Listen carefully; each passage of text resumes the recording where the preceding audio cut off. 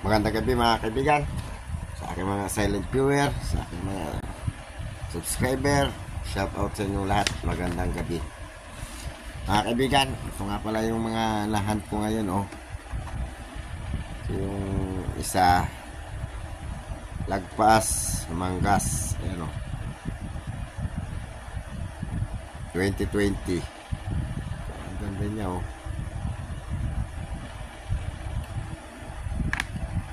tsaka to no lagon. Anong year nga ito? 2019 ito mga kaibigan tsaka to 2004. Ang ganda nga,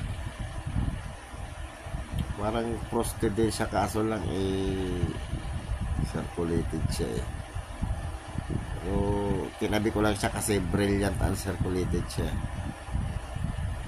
Saka ito nga pala mga kaibigan dampot ko lang ito sa daan kanina, pakalat-kalat walang nagdumadampot, ako dumampot. Ito pala 2002 non-magnetic ito mga kaibigan.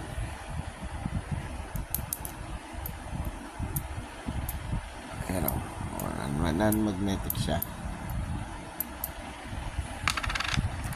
Ito nga pala ang pag-usapan natin ngayon mga kaibigan ang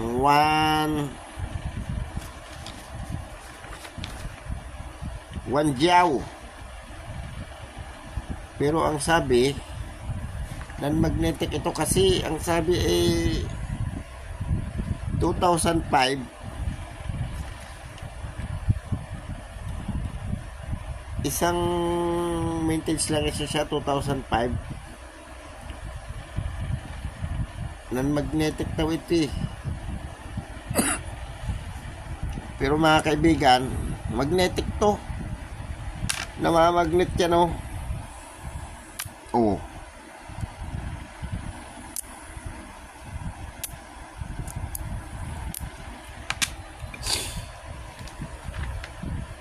pero 2005 din to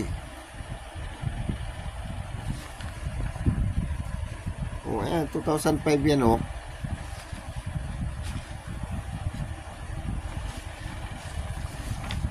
baka ito yung sinasabi nilang transitional error. Non-magnetic yung mga kaibigan 2005.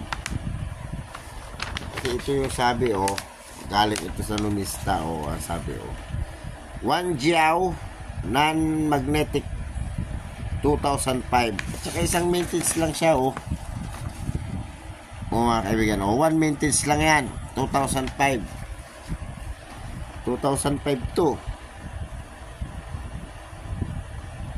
Pero hindi ko alam kasi magnetic siya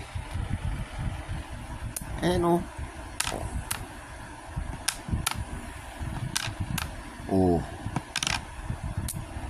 diba? Punta muna tayo sa pictures niya mga kaibigan. One jiao non-magnetic issuer People's Republic of China, period People's Republic, type standard circulation coins, year 2005, value 1 jiao, 0.1 China, anong tawag ito, CNY currency second renminbi, composition copper nickel. Copper nickel nga pala to, di magnetic to. Bakit ang sabi nan magnetic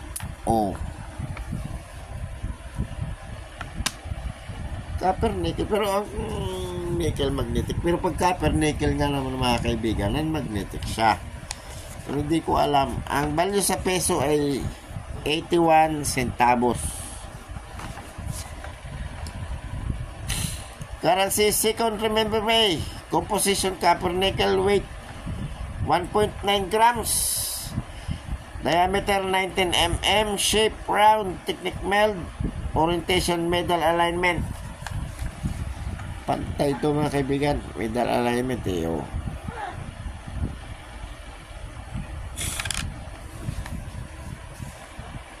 Ubers Orchid Blossom.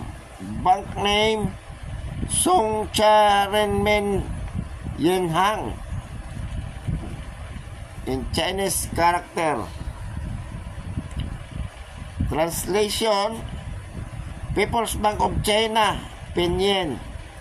Engraver Changwan. Reverse. Bank name, denomination, 1 yuan and year of issue. Oh, ito pala yung reverse niya. Ito yung reverse. Ang bulaklak. Pero ang sabi, copper nickel eh. Dapat non-magnetic siya. Non-magnetic naman talaga eh. Ang problema, bakit naging magnetic ito? Bali bukas mga kaibigan, pagtuunan ko ng pansin to, i-research ko to.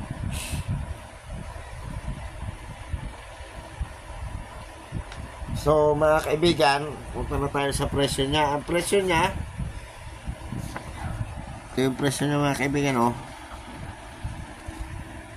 Walang very good, fine 10 pesos, very fine 16, hanggang extra fine, almost uncirculated 27. Ang mahal din niya mga kaibigan. Mahal. Ikumpara natin sa 0.81 centavos.